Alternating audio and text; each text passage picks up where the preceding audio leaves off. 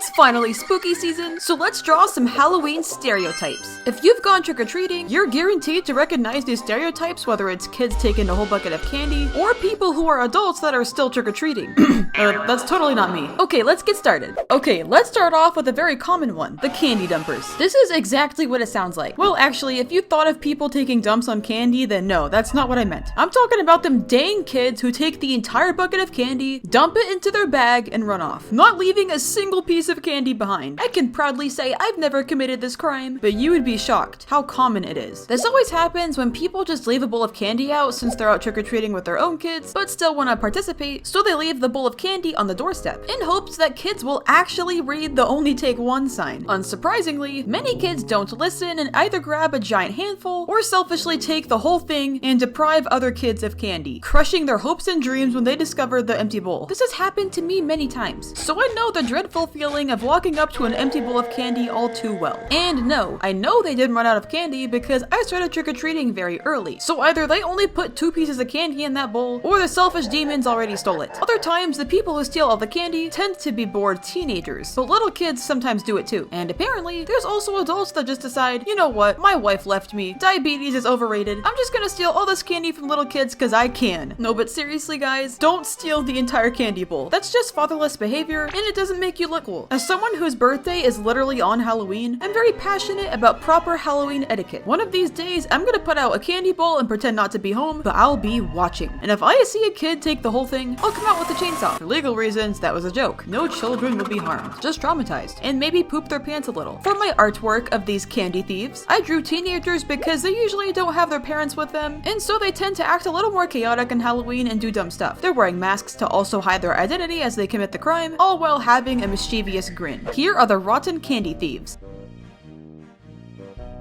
Now it's time to draw my actual least favorite type of person on this list, the grumpy boomers. And no, I'm not saying all old people. You can stop typing that angry comment, Grandma. This isn't even a type of trick-or-treater. I'm talking about the grumpy boomers who tell older kids or young adults they shouldn't be trick-or-treating because quote-unquote they're too old. This actually happened to me, and I've seen it happen to many others as well. I was in math class in 9th grade, so I was around 14 years old. Somehow in class, the discussion of Halloween came up, and my math teacher, loud and confident, proclaimed that older kids, such as myself, shouldn't be trick-or-treating, and that it's only for babies or very young children. She also said that if any kid above 12 years old came to her door asking for candy on Halloween, she would turn them away, not give them candy, and make them feel bad for having the audacity to trick-or-treat at their age. Yeah, I was pretty baffled when she said this, but that wasn't the only instance. Last year, I went trick-or-treating with my husband and a group of friends. For context, we're all in our early 20s. I went as SpongeBob, and I forgot what they went as, but you could clearly see their age. Anyways, we weren't having any problems at first. Everyone gave us candy and we had a great time. But then we made it to this one house where an old man and an old woman answered the door. She took a good look at my friend, saw he had a mustache, and said, "Go buy your own candy. You have a mustache. You're too old to be trick-or-treating." It's funny because later that night, my friends actually went back and ding-dong ditched her as a prank. Then we hid and she was outside looking for a while. It was hilarious. And to this day, as a 23-year-old, I still cannot wrap my head around that mindset. Oh yes, because you're above the age of 12, you shall no longer be allowed to partake in any fun activities. Now go pay your taxes and be miserable like I am. I believe the people that think this way were told the same thing growing up, that they were too old to trick-or-treat. And so because they were made to be miserable, they thought everyone else should be too. But hey, at the end of the day, I think everyone, no matter what age you are, should be able to go trick-or-treating. You can be 12, 18, 80, it doesn't matter. Halloween is for everyone and it's just a time to have fun. I don't know about you guys, but I'm gonna be 24 this year. And guess what? I'm still trick-or-treating with my friends. The haters can deal with it. For this art piece, I'm just drawing a grumpy boomer nagging at some older kids for trick-or-treating. I made sure to make her look like a Karen. Here is the grumpy boomer.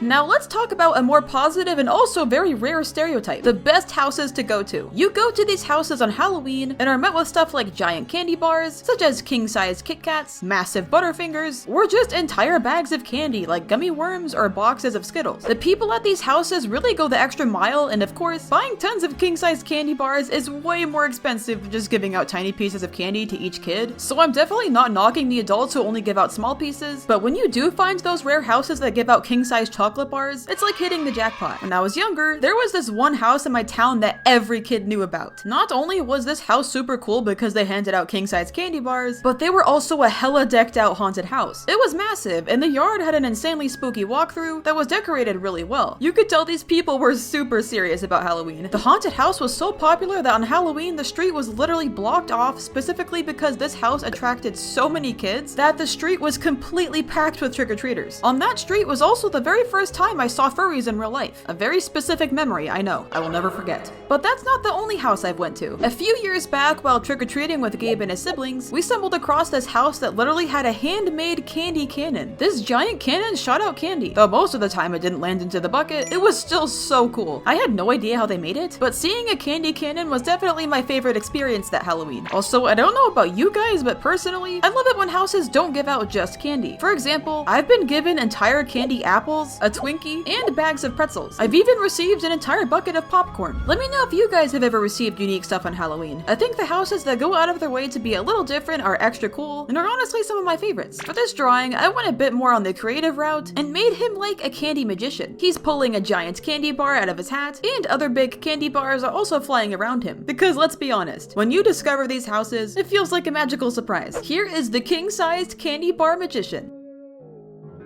Now for a stereotype that I think the vast majority of you can probably relate to, the candy trader. This trick-or-treater is very passionate about Halloween candy. After making it a point to go to as many houses as possible with their siblings or friends, they'll go home, dump their bucket of candy out on the table, and divide all the candies into groups. One pile will be candies that they love, then another pile will be candies that they feel neutral about, and lastly, the pile of candies that they absolutely despise, which is usually very unpopular candies like licorice, candy corn, or sugar-free candies that generally taste weird and make you need to immediately use the bathroom. They'll have the other kids do this along with them and begin trying to swap candies with each other. This process is treated like some type of serious business meeting, and it can get intense. I'll trade you my special Kit Kat for your king-sized Kit Kat. Take it or leave it. But mine is bigger than yours. Listen, Jimmy, this Kit Kat is super ultra rare deluxe edition, crafted specially in Japan with the finest ingredients, and it's green. Oh, okay, cool. This is also a great way to get rid of candies that you hate. Like, for example, for some reason my sister hates Twix bars, but I love them. So I would give her something that I don't like in exchange since I love Twix. I also love those little bat-shaped Halloween pretzels, so I gladly take them if someone doesn't want them. I'm also one of those rare breeds of people who actually love candy corn. I know most kids hate it, so hey, if you guys get any candy corn you don't want, send it to me. Just kidding. I'm not doxing myself. Sometimes it doesn't go as smoothly though, and instead of trading fairly, the kids will fight over each other's candy because they want their candy instead, since they hate what they got. By the way, comment below if there's any candy that you hate. Personally, Dots is my least favorite candy. I drew a kid at a table with all their candy separated into different groups, laid out neatly on the table as they prepare to begin the candy auction. They take this process very seriously. Here is the candy trader.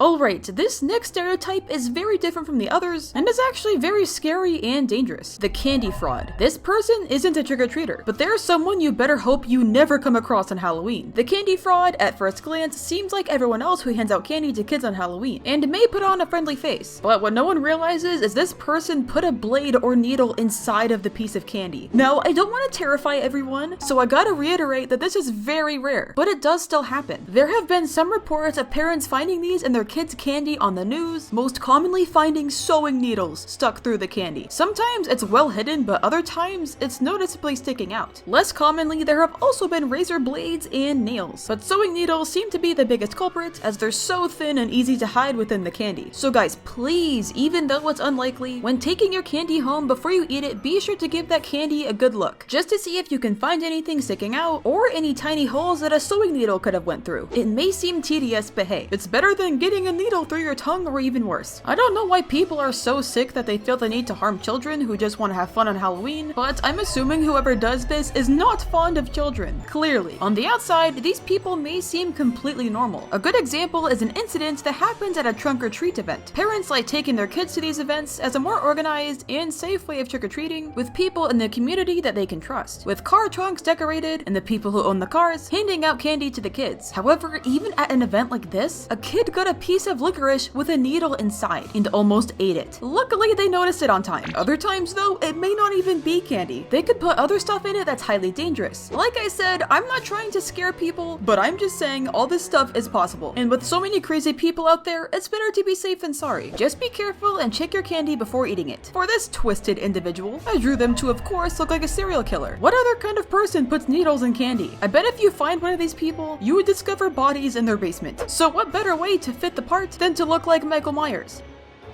Hey broskies, thank you so much for watching. I love Halloween and this video was so fun to make. Comment below your favorite Halloween candy, and if you're trick-or-treating, what are you gonna be for Halloween? I can't wait to read your comments. Happy Halloween, and okay, bye!